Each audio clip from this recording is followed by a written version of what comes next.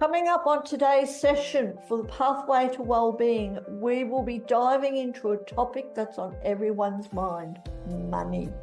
And joining us all the way from New York is the incredible Joel Solomon, a seasoned hedge fund manager turned prosperity coach. Joel will share his journey from the financial world to teaching others how to create money miracles. We will explore the often perceived conflict between spirituality and financial freedom and learn how to overcome limiting beliefs around money. Stay tuned for an enlightening conversation that blends financial wisdom with spiritual insight. And don't forget to hit that subscribe button or check us out at www.sacredu, that's the letter U, .love for more valuable resources. Have a beautiful day and enjoy our next conversation.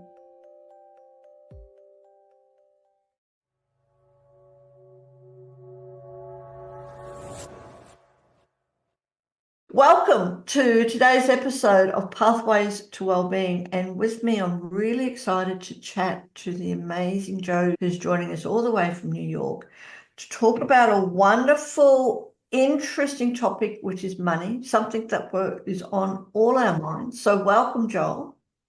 Welcome. Thank you so much for having me, Sophia. It's a great pleasure and honor to be here. Thank you so much. Not a problem. And I said, I'm really excited because we're chatting about how to create money miracles, which, if we can just get straight to the point, I've got lots of questions. We're going to talk about lots of things, but because we're predominantly, Sacred U is predominantly a spiritual community, and there seems to be a little bit of a conflict with spirituality and being financially free. So I'd love to know about your journey, and I'd love to know how you got to where you are now. You're a hedge fund creator and all sorts of things, and you help so many other people to get over their limiting beliefs about money. And that could be a limiting belief, that money and spirituality don't mix. So how did you get to where you are now, Joel? So thank you again, Sophia, for having me and for the question. So I started my career in finance, and I went through a long journey. And as you mentioned, I did achieve my dream. My dream was to be a money manager. And if you had asked me back in 1993, before you were born, Sophia, I would have told you that my dream was to be a money manager. And it took me 15 years. I achieved the dream, and I started working at Citi as a hedge fund manager, managing a $300 million portfolio to start for Citigroup in 2008, which you may remember was not the best year in the stock market. Here in the US, the stocks were down 40% on average. Financial companies, the only ones I was invested in, were down 57%. And I managed to make a little bit of money that year, made more money the next year. 4 years later, there was a law passed that banks can't own hedge funds. We were all laid off, which actually gave me the kick in the butt to start my own firm. So I started Solomon Capital, which my company name still today is named after my daughters, Lauren and Morgan. So L-A-U-R for Lauren, M-O-R for Morgan. So I started my own hedge fund, and I thought, I'm done. This is what I'm going to be doing the rest of my life. And I went to a personal development course in December 2015, and there was a guy there pitching stock options as the only way to get rich. He said, you don't need much time, you don't need much money. This is how the rich people get rich, and options are essentially risk-free. And I was sick to my stomach. It was day 2 of the conference, so people knew that I was a hedge fund manager, and they were tapping me on the shoulder and then whispering in my ear, Joel, does this make sense? Are options really risk-free? So I was polite. After he was done, we went out of the auditorium. I told him, please don't do this. He has no idea about you personally, any of you, and most importantly, no idea about your belief that you could become rich using options. I went home that night, I couldn't sleep. I realized if I ever get up the courage to speak on a stage, see, my biggest fear that day was public speaking, I could be authentic, not lie to people, tell the people the truth about money, and be of service. And I think it hit me at 4:30. I jumped out of bed. I quickly got dressed. I was in my office in Midtown Manhattan before the sun rose. And I sent an email to my investors telling them I'm giving them their money back. I'm shutting down my fund. I figured out my true purpose in life. And so now I call myself a prosperity coach, and I'm teaching people the truth about money, that there's many different ways to become rich, and it's good to be rich. And I teach people how to change their mindset. I teach people how to manifest money, and I teach people how to invest it. And what I don't do is tell them, this is the way you have to become rich. It could be options, but it could be stocks. It could be your business. It could be bonds. It could be crypto. It could be a side business. It could be YouTube monetization. It could be Instagram. There's a million different ways. And so let's get to the second part of your question, because my target market, the people who resonate with me the most, are spiritual entrepreneurs, the Reiki master, the yoga teacher, meditation teacher, health coach, nutrition coach, hypnotist, energy healer. Those are my people.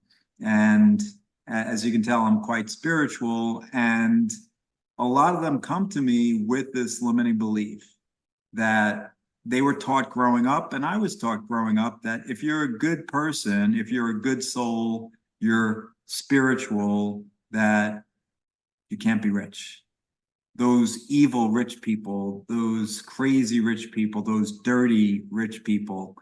And I will tell you from my experience as a hedge fund manager, interviewing many CEOs, CFOs of the largest companies in the United States, that they are also the kindest, most generous people that I've met in my lifetime. And so it's a massive limiting belief to say, I'm spiritual, so I shouldn't be rich. In fact, I believe you came here to thrive, not survive. And what I tell my clients is, look, how cool would it be if you had 10 million US dollars? What would you do? What charity could you create? Would you create? What charity might you give to? What foundation could you start? That's the benefit of being massively rich. You can change the world. It's really hard to serve if you can't eat. So become rich. It's good to become rich, because then you can massively change the world. You can't change it if you're barely surviving yourself. Absolutely. Totally agree with that one. Totally agree. And stuff. And then we've to change those limiting beliefs. That, and I love it how you're saying, Joe, that you can't change the world. You can't heal the world or serve the world if you're barely able to eat. So I love that. Thank you. So what can people do about those limiting beliefs? I have a lot of techniques. So, I'll give you a few. Yes, it's really important, because so people come to me and say, Joel, I want to grow my business to 10 times, 100 times where it is now, or I want to learn about stocks, I want to learn about real estate, I want to learn this, that. And I say, great, love it. Let's figure out where your mindset is. Because if your mindset is set way down here in fear, worry, sadness, depression, this is where abundance and prosperity vibrate. Up in love, joy, passion, appreciation, and gratitude. And if your mindset is way down here in worry and fear, you can't get here from here. So we have to work on the mindset first. And so let's talk about some ways I work with my clients on mindset. And I know most of the people who are watching this are a bit woo, so they've probably heard about affirmations. So I teach the proper way to do affirmations, and affirmations now have been scientifically proven. Navy SEALs are using positive self-talk here in the US. The most acclimated, the best athletes in the world, they use affirmations and visualization to achieve their dreams, to achieve those medals, those Olympic medals that they're getting.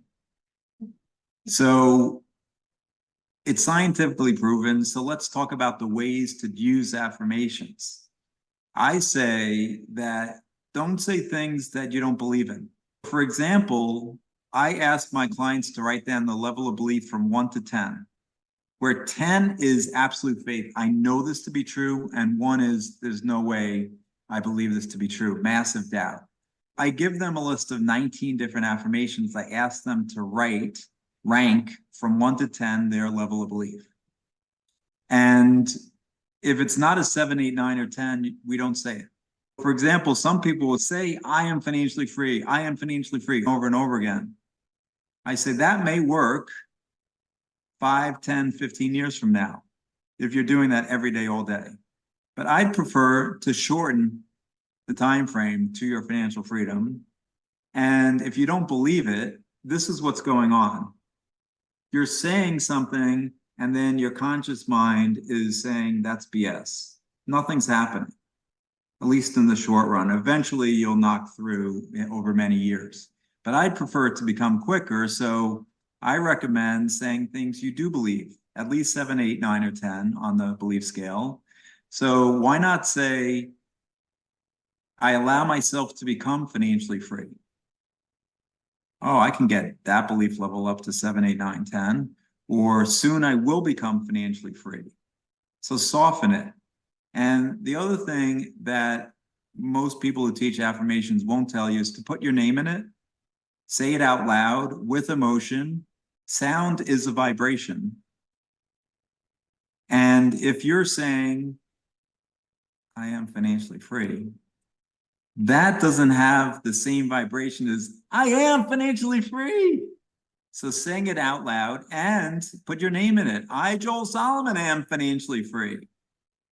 And put it in, if you do believe it, say it in the past or present tense. One of the affirmations I teach my clients is, I am a money magnet. So if you believe it, say, I am. Those are the 2 most powerful words in the English language, I am. So I, Joel Solomon, am a money magnet, out loud with emotion. Past or present tense is most powerful, using the words I am, putting your name in it, out loud with emotion. So that's, I say, the proper way to do affirmations. Now, you can also record your own voice saying them and listen to them. How cool is that? We have a phone now that can record your voice, and you can listen to it very easily wherever you are. So do that a few times a day. And if you want something to come into your life, I teach visualization. There's 7 powerful steps to visualization. Most people say, oh, I know visualization. Okay. I say, okay, tell me how you do it. So I teach visualization, and here's the 7 powerful steps. There's 6 steps plus the bonus step. So the 6 steps are: 1, pick a time; 2, pick a place. I recommend not doing it right after you wake up in bed.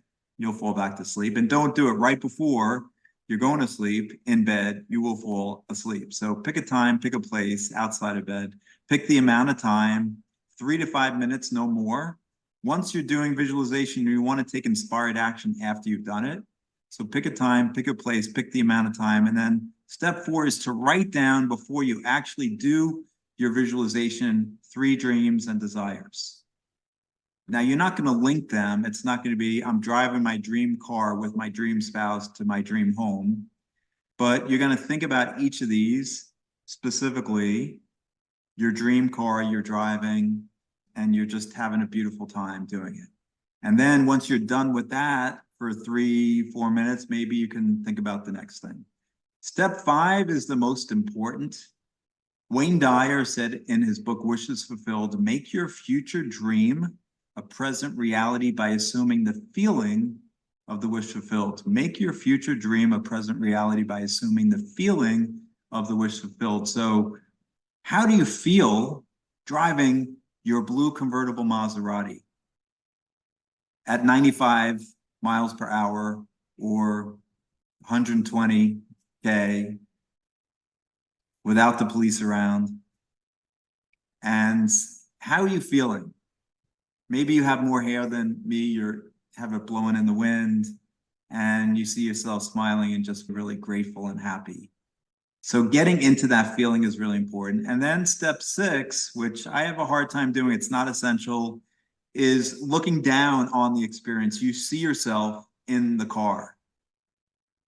Now here's the bonus step. Think beyond the dream.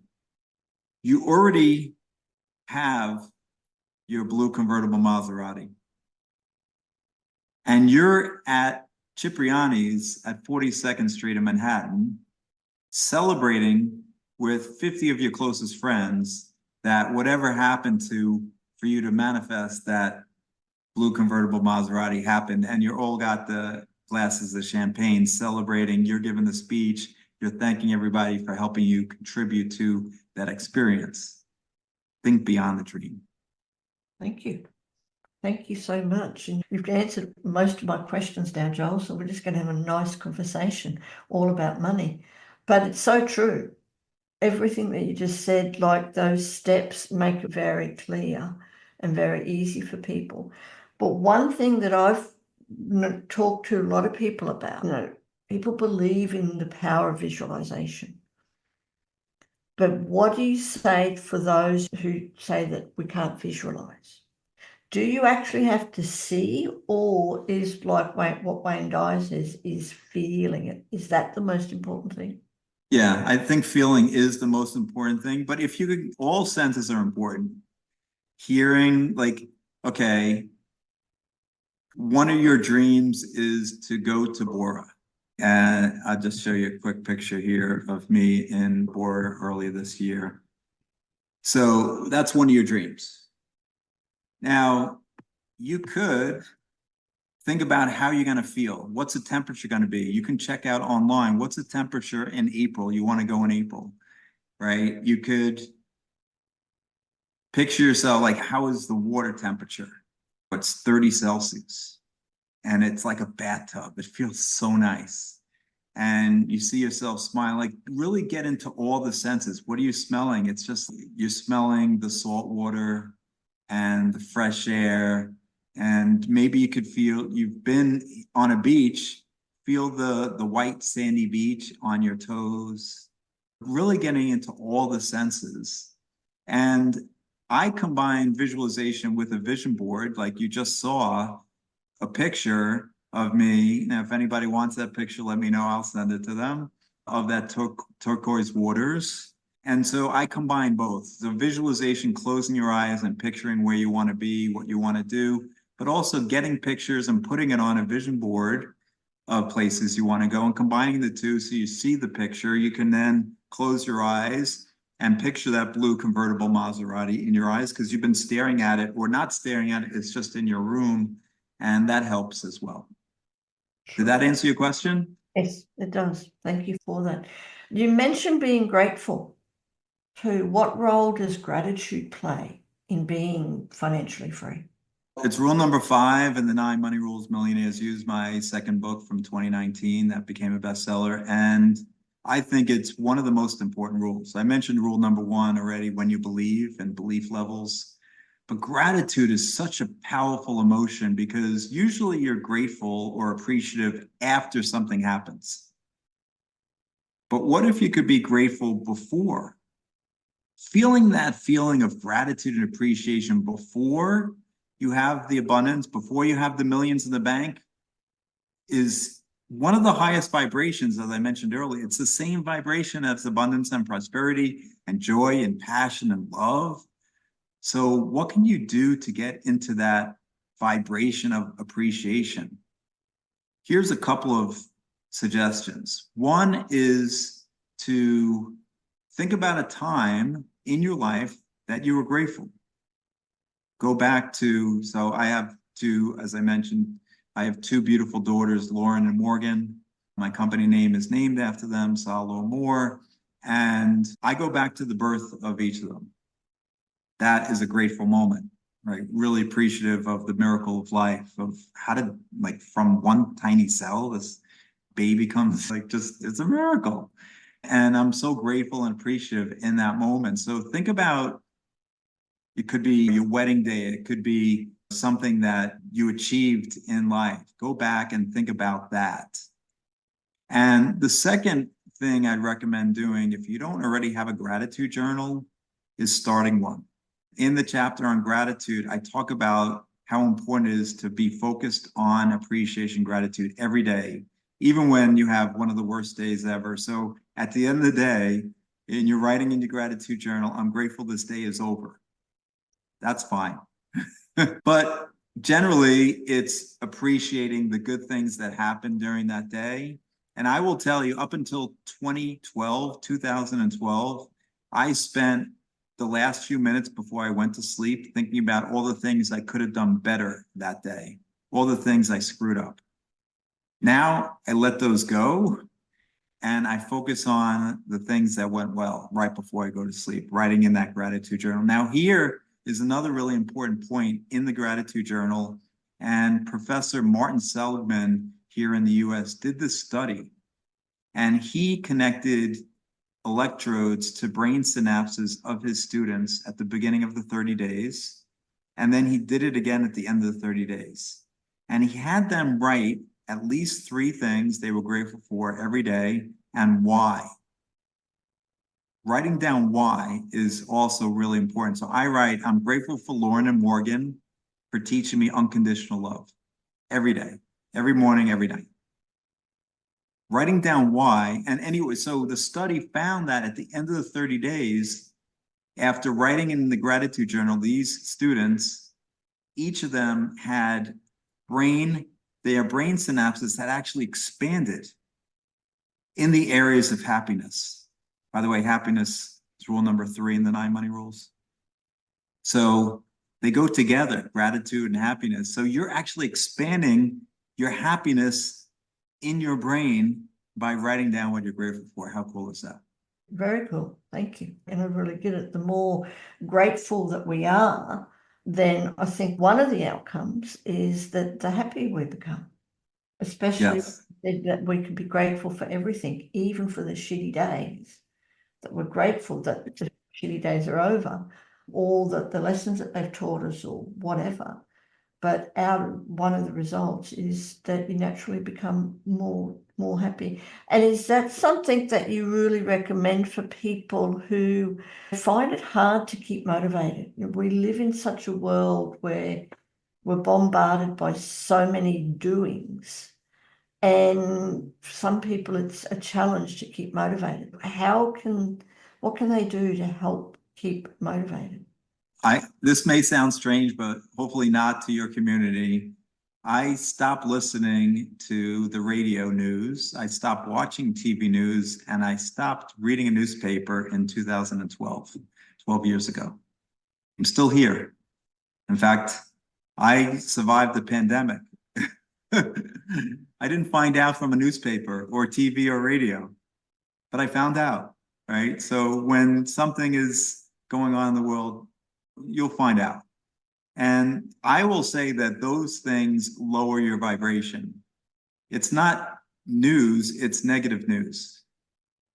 And so all those things are lowering your vibration. So if you're not going to eliminate it, then just limit the amount of time you're spending on TV news and newspapers and radio news. So that's the first thing. I'd also highly recommend, we talk about this in the 9 money rules, can happiness buy you money? It's a rhetorical question. So create happy habits. So if you're feeling down about your money situation, maybe you've had a low or slow month. So I would recommend writing down some things that make you happy. It could be uplifting songs, it could be meditation or visualization, or it could be playing with your daughters. It could be going for a jog or walking on the beach, maybe doing some gardening. It could be playing with your animals, but make a list. Reading, traveling. And so I've made my list, and I know when I'm not feeling great, I put on my uplifting songs, or I'll just go for a jog, or I'll go for a walk in nature. Those are the things for me. So have that list in your back pocket. So when you're not feeling great, you can not go down this really bad black hole of negativity, but have these go-to items. So you do those things to get back to balance. And again, it's creating the gratitude, the appreciation, the happiness first, because I will say the richest people in the world did those things, and they took inspired action using the visualization techniques to become rich. And again, it's really good to be rich. It's good to have a lot of money because you can help other people. You can't, you can do so much with when you are financially free yourself. You can help so many other people. And that, I think, is a big thing, Joel. So thank you for sharing that, because a lot of people, think that it's selfish to have a lot of money. But when we think of the good that it can do and how much we can help others, then that kind of, takes away the selfishness. Yeah, it's just changing the paradigm, changing your mindset, and knowing that you can serve so many more people. You can help so many more people. I will tell you, so when I did manifest millions in 2009 and 2010, I was able to fully fund both of my daughter's university educations. I was able to purchase a condominium townhouse for my parents down in Florida. I was able to contribute a large amount to both my university and also the food bank of New York City so that they can provide meals for thousands and thousands of people. And in fact, in my Money Miracles membership, whenever anyone subscribes to my membership, 10% of that goes to the food bank in New York. So we're contributing to the meals of those who are homeless in the 5 boroughs of Manhattan, of New York City. So the point being that you can do a lot of good. You can do a lot of good for others when you have more money than you need yourself. And you can create a legacy as well for your family, for future generations. Thank you. Thank you for sharing that. Now, you mentioned that you have a membership. How can people work with you? Yes, thank you for that question. Yeah, so I have what I call the Money Miracles membership, and it has been miraculous, I will say. If you had told me when we started it a little over 2 years ago that the members would have manifested over 2,100,000 US dollars, I would have said, wow. And it is miraculous the ways that the money has flowed. And some people have said to me, oh, so you gave them some coaching on stocks and they bought some stock. And I'm like, no. In fact, not one of those dollars came from investing in a stock that doubled or tripled. This is surprise monies. It could be that somebody talked to a client a few years ago and last week they came out of the blue and signed up for a program for them. By the way, none of my money manifestations are included in the Money Miracles membership. It's just the members. And so the point of the membership is to move people towards financial freedom as quickly as possible. Watching 5 to 7 minutes of videos that I've recorded every day. I have a weekly question and answer. They can ask me any question about money manifestation, mindset, investing on those calls. I do it every week. And there's a reward system where they can win lifetime membership in the Money Miracles membership. They can win some mastermind free classes, and we have accountability partners. So it's a great community of people that are interested in moving towards financial freedom and helping each other get there. It's available on my website, salaurmor.com, or if you want to jump on a call. I give everybody 30 minutes free, by the way, as well. If you want to just jump on a call and get 30 minutes free of prosperity coaching, no obligation to do anything more. And crazy, awesome things have happened after calls with me. I've had a guy manifest $10,000 within 9 days after a call with me. So I will say I adjust people's money vibration to a little bit higher level and then allow the money to flow in. Well, thank you. Do you have your book with you? I do. I have this one. Yes. Okay, and tell us a little bit about it. I wrote that book after my first book, which was Mindful Money Management, because somebody who had read the book said, this feels like a rule book, but you don't really explicitly say what the lessons you learned as a hedge fund manager were. And okay, this is easy. So I'll put together a list of rules, and we've talked about a few of them. Rule number 1 is when you believe. Rule number 2 is trust your intuition. And I will tell you, there's probably no financial planner or financial advisor out there who will tell you to trust your intuition. But this former hedge fund manager will tell you to trust your intuition, because for me, I either made less money or lost money if I didn't trust my intuition. That's rule number 2. Rule number 3, can happiness buy you money? We talked about. Rule number 4, we talked about, can visualization help you become financially free? We talked about rule number 5, which is gratitude. Rule number 6 is the law of generous giving, which you haven't talked about.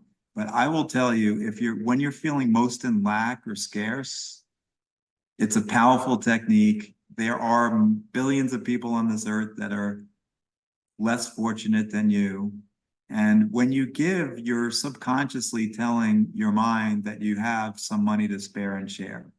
Even if it's a few dollars, do it, because you're going to change that subconscious programming.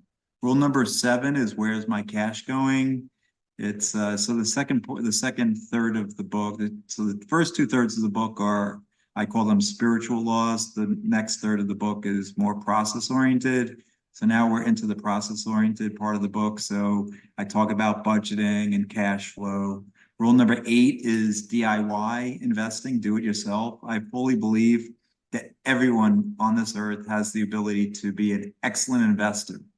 They've been taught differently, maybe. They've been taught that, no, give your money to a financial advisor, give it to a big institution, they'll do it better. I say you're the best investor of your money, best. And then rule number 9 is the most controversial. It is, don't diversify. Okay, why not? So I learned as a hedge fund manager that my top 3, 4, 5 stocks generated more than 100% of the return of the portfolio, and the rest of them, the other 60, 70, 80, lost me money on average. And this happened every year. This is a dirty little secret of portfolio managers, that it's really hard to find 30, 40, 50, 100 great ideas every year. But they're required to, based on, at least here in the US, the Securities and Exchange Commission rules. They have to get a special dispensation in order to invest in less than 30 securities. And so most of them don't, almost all of them don't. There might be a few funds that do, but usually they're 25 or more anyway. So 3, 4, 5, that's all you need. Great ideas. Those, and by the way, Warren Buffett here in the US says that if he had his druthers, he would put more than 50% of his net worth in one stock. And Charlie Munger, who was his chairman up until last year when he passed at 99, he was worth billions when he passed away last year. He said, if nothing, diversify.